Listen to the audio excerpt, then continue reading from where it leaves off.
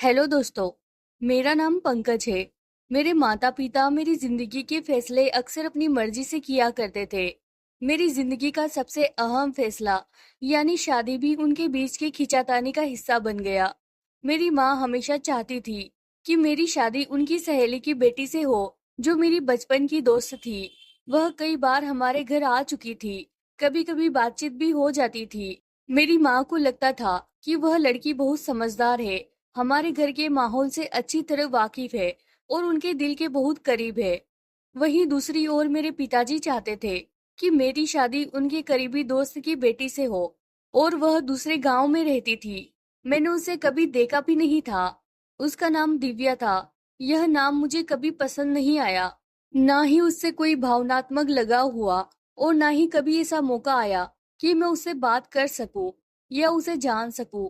मेरे पिताजी की बात ही घर में आखिरी फैसला होती थी, इसीलिए उनकी बात मानी गई और दिव्या से मेरी सगाई तय कर दी गई। मेरे मन में यह बात घर कर गई थी। मैं विदेश जाने की तैयारी कर रहा था। मुझे लगता था कि गांव की लड़की मेरे सपनों का साथ नहीं दे सकेगी। मेरी सोच आधुनिक जीवन की थी। तरक्की, कामयाबी और सुविधाएं, इन सब में एक साधारण गांव की लड़की का होना मुझे एक खालीपन जैसा लगता था। मेरी माँ चुप हो गई, लेकिन उनके दिल में बहुत कुछ चल रहा था। एक दिन उन्होंने मुझे एक अलग कमरे में बुलाया, मुझे सामने बैठाकर बोली, बेटा, तू मर्द है। अगर तुझे यह लड़की पसंद ना आए तो तलाक दे देना।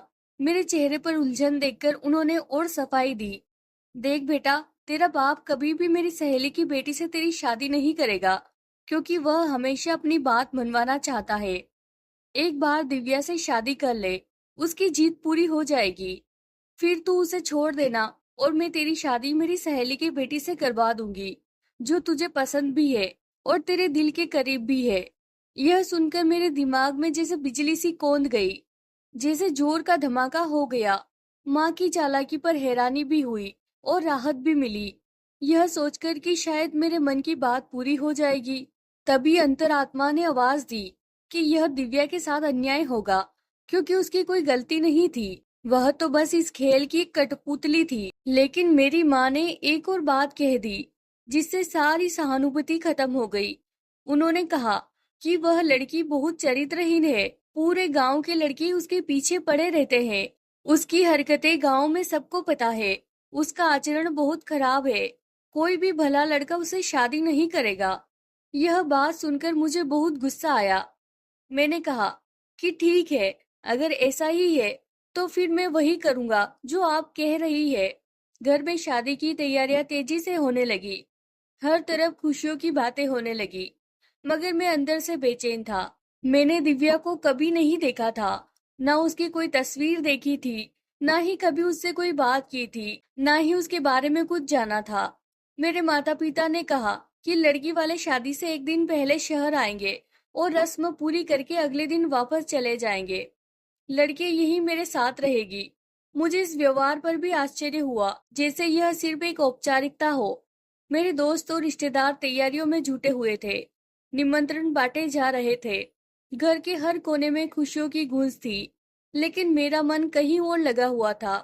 मैं बार बार अपने बचपन की सहेली को याद करता, जिससे मेरी कभी कोई गहरी बातचीत नहीं हुई थी, लेकिन एक आत्मीयता जरूर थी। उसकी बातें, उसकी शरारतें मुझे बहुत याद आ रही थी। मैंने कई बार चाहा कि अपने पिता से बात करूं, उन्हें समझाऊं कि मैं खुश नहीं हूं, लेकिन हिम्मत नहीं हुई, क्योंकि मुझे पता था कि वे अपने फैसले से पीछे नहीं हटेंगे। उनका निर्णय अंतिम होता है, उनकी आंखों में आदेश होता है, उनके लहजे में अधिकार होता है। वे चाहते थे कि उनका बेटा भी वैसा ही जीवन जिए जैसा उन्होंने जिया। अब शादी की तारीख नजदीक आ रही थी। घर में मेहमान आने लगे थे। मेरी माँ चुप थी, लेकिन भीतर ही भीतर बहुत खुश थी। उन्हें विश्वास था कि उनकी योजना सफल हो जाएगी, उनकी बात पूरी हो जाएगी। मुझे भी यही लग रहा था कि बस कुछ दिनों की बात है, शादी हो जाएगी, फिर तलाक हो जाएगा, और फिर मैं अपनी पसंद की शादी करूंगा। यह सब मेरे मन में चलता रहा। एक और मेरी अंतरात्मा की आवाज, दूसरी ओर माँ का प्यार, तीसरी ओर पिता का आदेश, चौथी ओर मेरी बचपन की दोस्त की याद, और पांचवी ओर दिव्या का अनदेखा चेहरा। मेरी जिंदगी के यह दिन एक अजीब सी उधेड़पन में गुजरने लगे। न रातों को नींद आती, न दिन में चैन मिलता। मैंने कई बार प्रार्थना की कि कोई ऐसा चमत्कार हो जाए कि यह शादी टल जाए या दिव्या की तरफ से इनकार हो जाए, मगर ऐसा कुछ नहीं हुआ। और शादी का दिन आ गया। दिव्या के घर वाले गांव से आए थे। बहुत साधारण लोग थे। उनके चेहरों पर विनम्रता थी, उनके बोलचाल में नरमी थी। वे लोग किसी दिखावे या शानो शौकत के कायल नहीं थे। उन्होंने रस्म निभाई और अगले दिन लौटने की तैयारी करने लगे। अब दिव्या मेरे घर की बहू बन चुकी थी और वह मेरे कमरे में आ गई थी। मेरे दिल में एक अजीब सी भावना थी।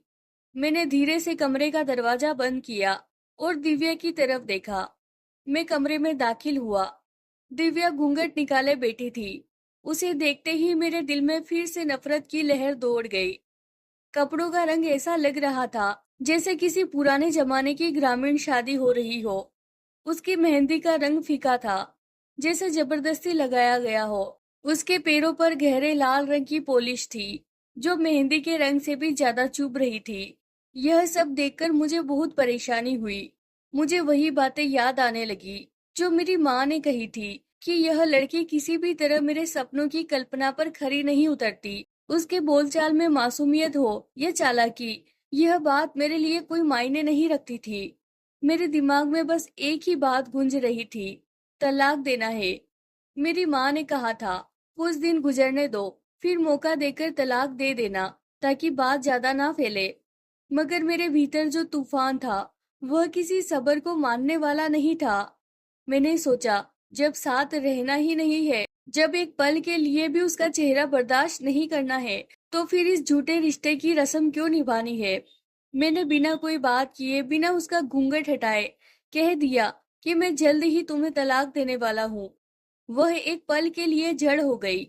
फिर उसके होठों से एक दबा दबा सिसकता स्वर निकला। वह फूट फूट कर रोने लगी। उसकी सिसकियों में बेबसी थी। एक सवाल था, एक मातम था, लेकिन मेरे अंदर कोई नरमी नहीं आई। मैं चुपचाप दरवाजा खोलकर कमरे से बाहर निकल गया, जैसे कुछ हुआ ही नहीं हो, जैसे मैंने कोई जिम्मेदारी निभाकर खुद को मुक्त कर लिया हो, जैसे मेरे कंधों से कोई बोझ उतर गया हो। मेरे कदम बाहर की ओर थे। मेरी सोच अब आजाद हो चुकी थी। मेरे चेहरे पर कोई भाव नहीं था, मेरे दिल में कोई दुख नहीं था। मैं अपने कमरे में गया और दरवाजा बंद कर लिया। कुछ देर चुपचाप बैठा रहा, फिर फोन उठाया और अपने दोस्त को कॉल की। मैंने कहा, अब कोई रुकावट नहीं बची, अब मुझे बाहर जाना है, जल्दी टिकट का इंतजाम करो, अगली उड़ान से निकलना है। जब मेरे पिता को इस बात की खबर मिली तो घर में जैसे तूफान आ गया। हर कमरे में चीखें सुनाई देने लगी। मेरी छोटी बहनें डर गई। मेरी माँ हैरान रह गई, लेकिन चुप रही, क्योंकि यह सारा योजना तो उन्हीं की बनाई हुई थी।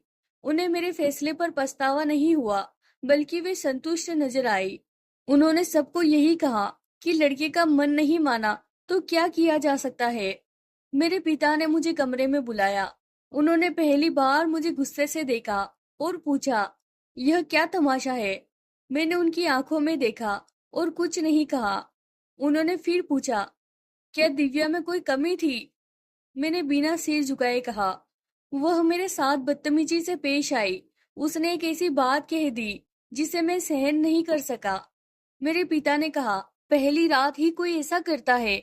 मैंने कहा, मैं मजबूरी में था, वह मुझे बर्दाश्त नहीं हुई। मैंने कहा, मैं इस शादी के लिए तैयार नहीं था, लेकिन मुझे मजबूर किया गया। सबको यह कहानी सुना दी गई कि दिव्या ने मेरे साथ दुर्व्यवहार किया था।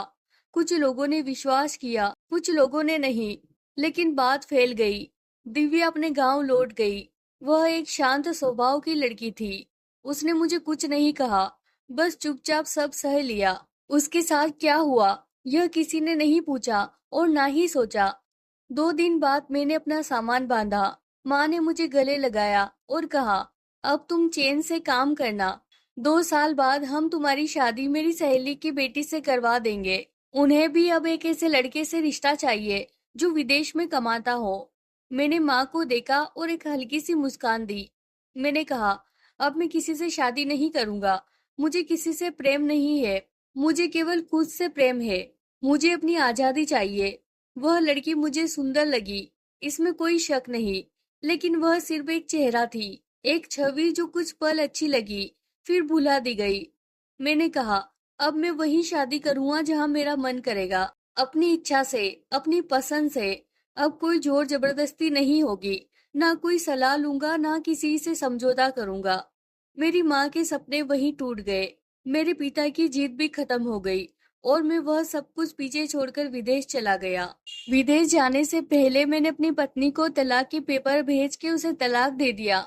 मैंने सोचा कि अब मेरी जिंदगी, मेरे फैसले, मेरी इच्छाएं किसी और के नियंत्रण में नहीं होगी। मुझे रिश्तों की बेड़ियां नहीं चाहिए थी, मुझे समाज की परंपराएं नहीं चाहिए थी। मुझे सिर्फ आगे बढ़ना था, सिर्फ सफल होना था। दिव्या के साथ जो रिश्ता था वह खत्म हो गया। एक पल था जो बीत गया, एक नाम था जो अब मेरे मन से मिट चुका था।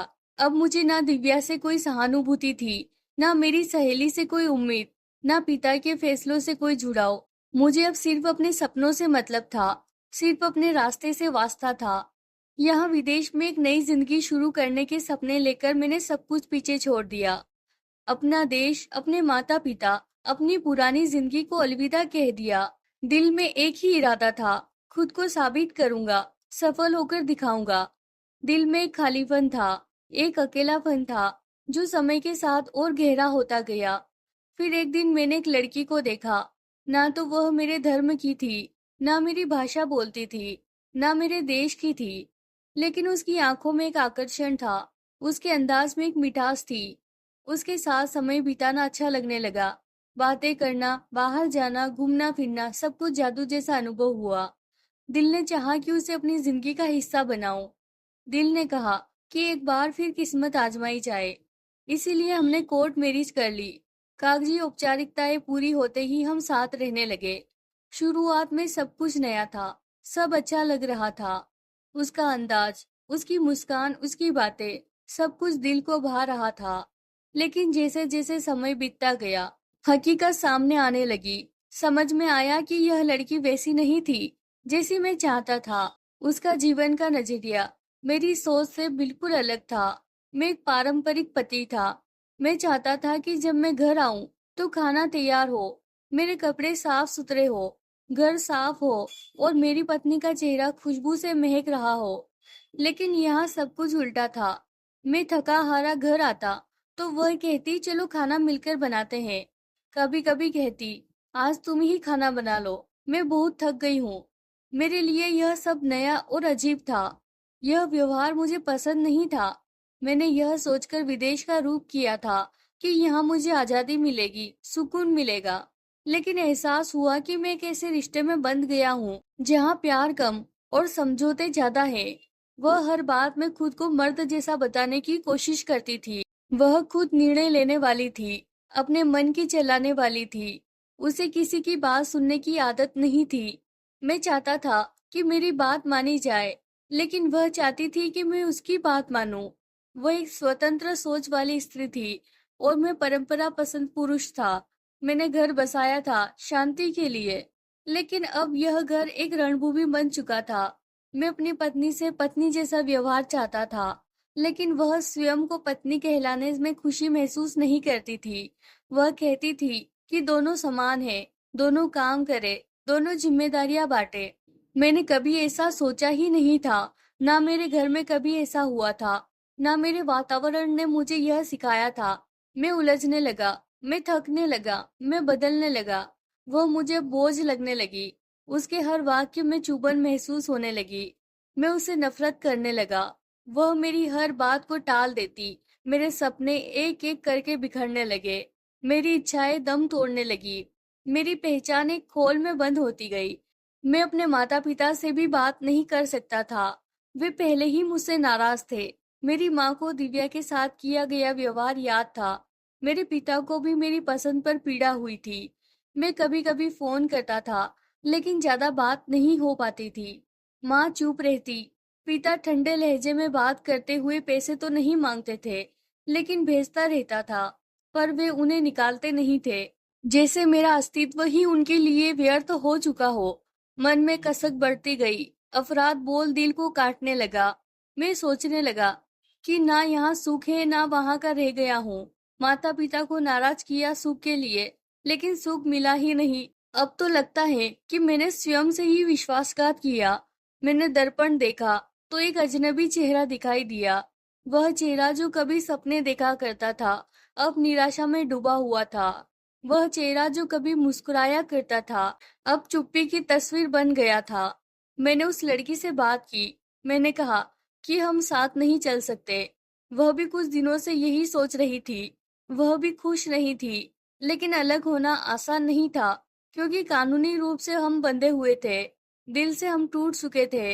इस संबंध से बाहर निकलने के लिए मुझे कई कानूनी प्रक्रियाओं से गुजरना पड़ा। मुझे उसे कुछ धनराशि भी देनी पड़ी, कुछ चीजें छोड़नी पड़ी, लेकिन मेरे पास धन की कमी नहीं थी।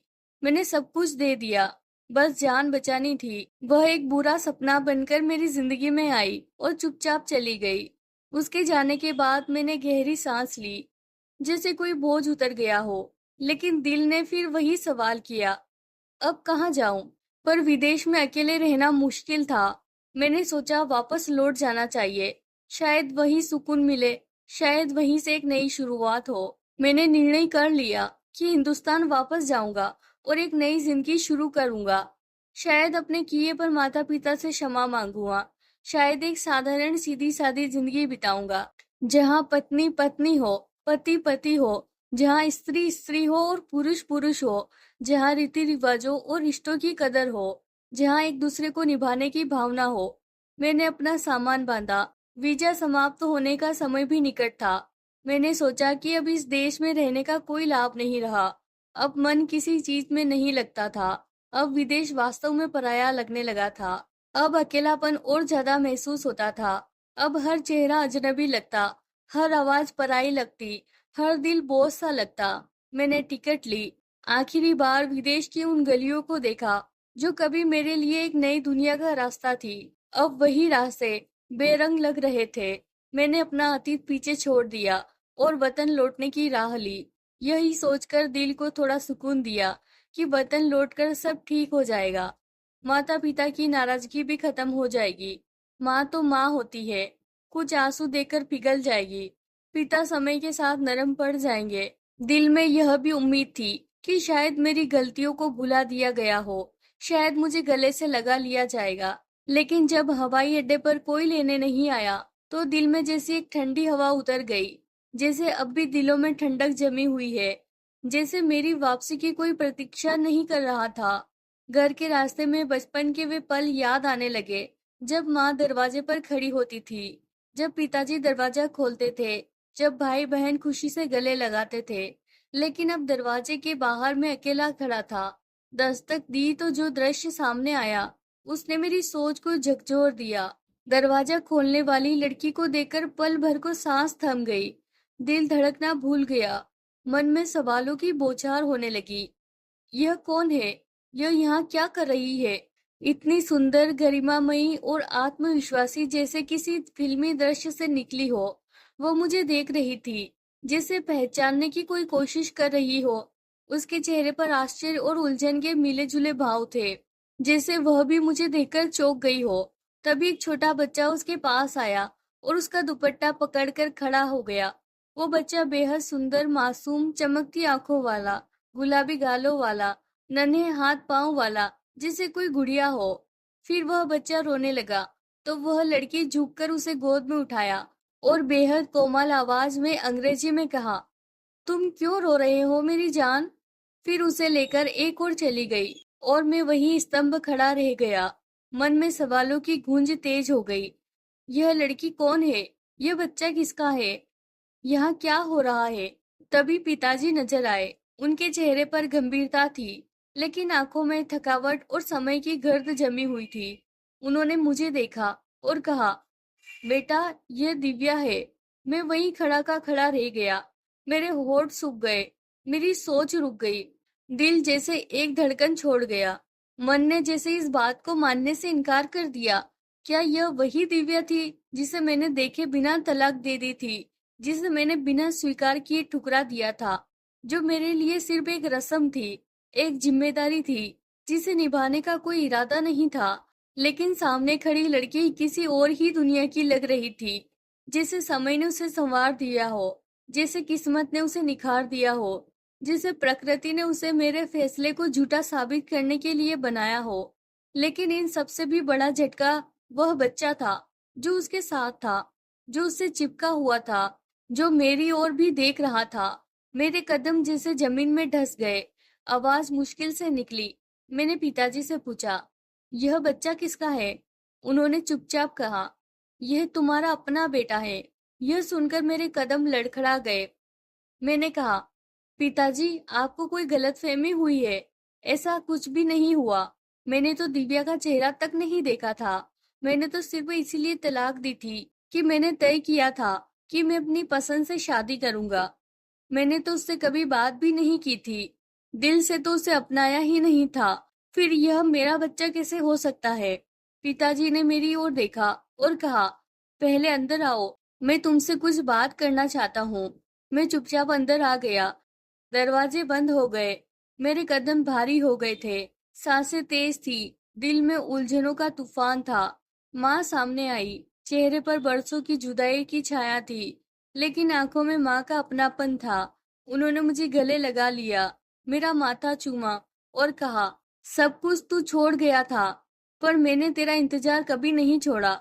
माँ ने मुझे माफ कर दिया, गले से लगाया। उनकी आंखें नम हो गई। मुझे वह सुकून मिला जिसकी तलाश में मैं विदेश गया था, पर जो वहां कभी मिला ही नहीं। हाथ मुंह धोया, खाने की खुशबू महसूस की, भोजन की चौकी पर बैठा और माँ के हाथ का बना खाना खाया।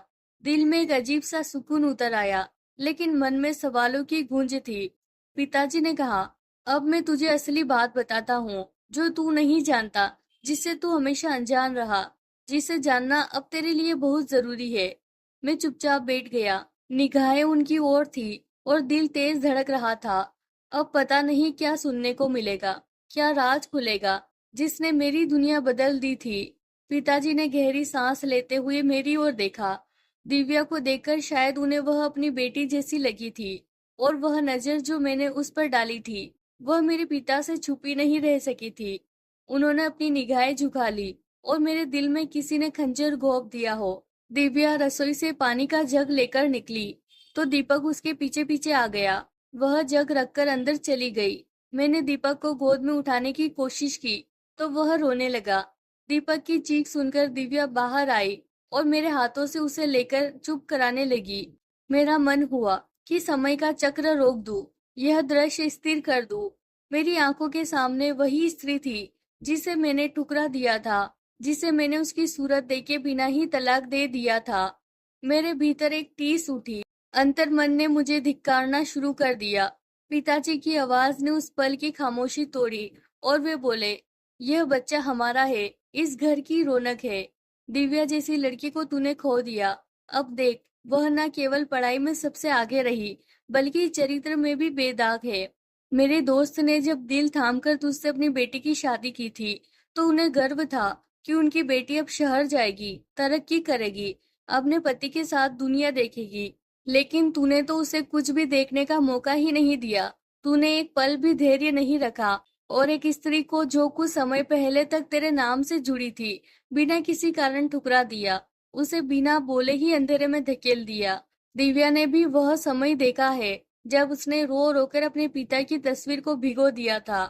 उसने वह दिन भी झेले जब लोगों ने उसे ताने दिए, उसे चरित्रहीन कहा, गांव की गलियों में उसकी निंदा की गई, लेकिन वह चुप रही क्योंकि वह जानती थी कि यह उसके ससुराल की इज्जत का सवाल है। अगर वह बोलती तो उसके ससुराल वालों का सिर शर्म से झुक जाता, लेकिन उसकी चुप्पी ने सब कुछ कह दिया।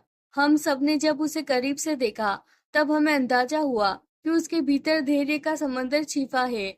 वह जब भी रात को सोने जाती, दीपक को सीने से लगाकर आंखें बंद करती तो उसकी आंखों से आंसू बहते। वो आंखें जो सारी दुनिया से अपने गम छिपाती थी। हमने उसके दिल की हालत को जाना। वो हमारे लिए माँ जैसी बन गई।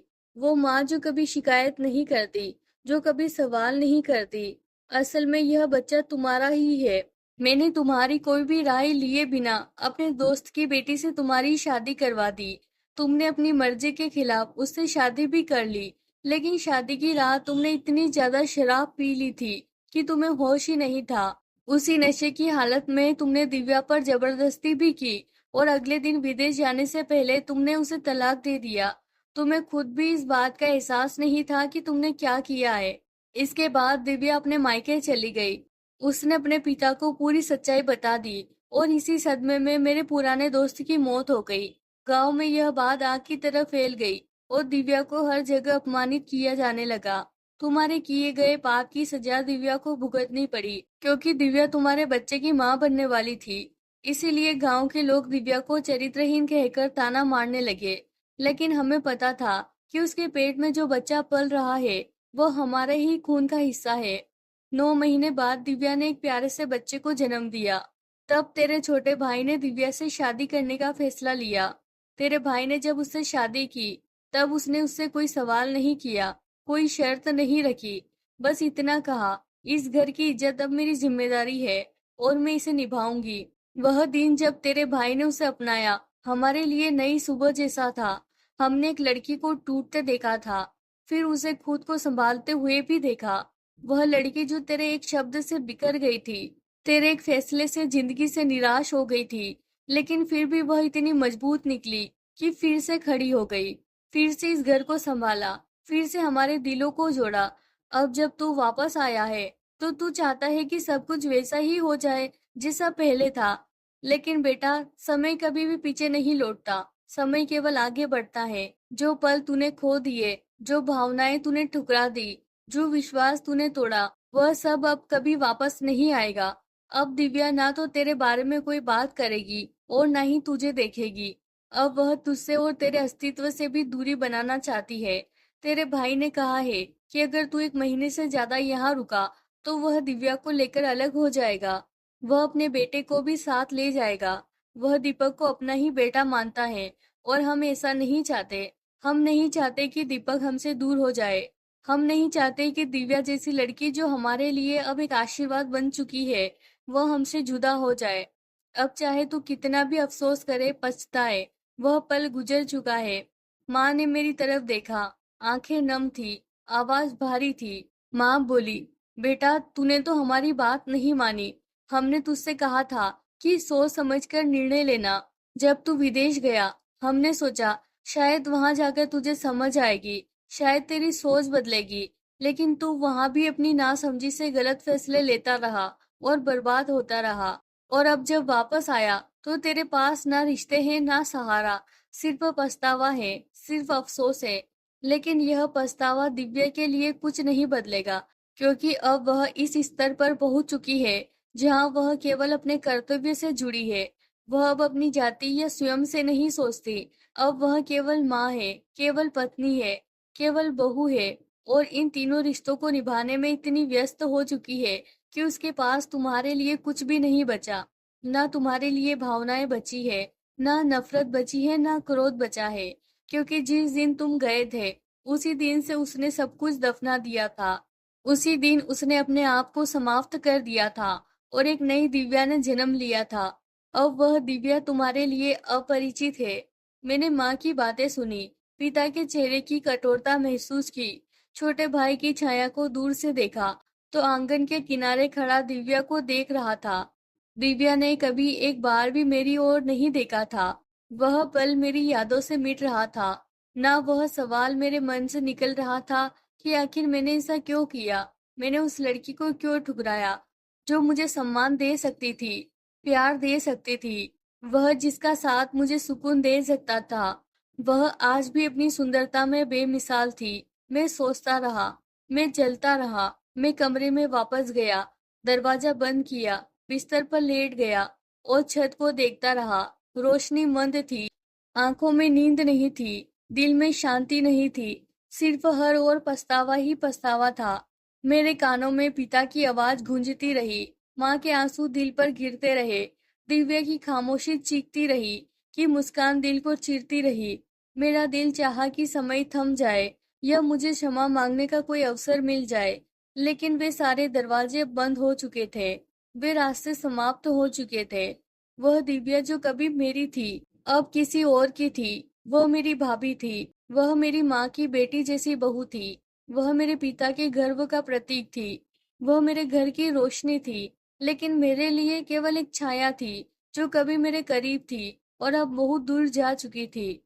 तो दोस्तों, इस कहानी का उद्देश्य यह कहना है कि अहंकार और नासमझी से लिए गए फैसले जीवन भर का पछतावा बन सकते हैं। इसीलिए हर फैसला सोच समझकर और अपनों की सलाह से लेना चाहिए। अगर आपको हमारी कहानी पसंद आई हो तो वीडियो को लाइक करें। चैनल पर नए हैं तो चैनल को सब्सक्राइब जरूर करें। धन्यवाद दोस्तों।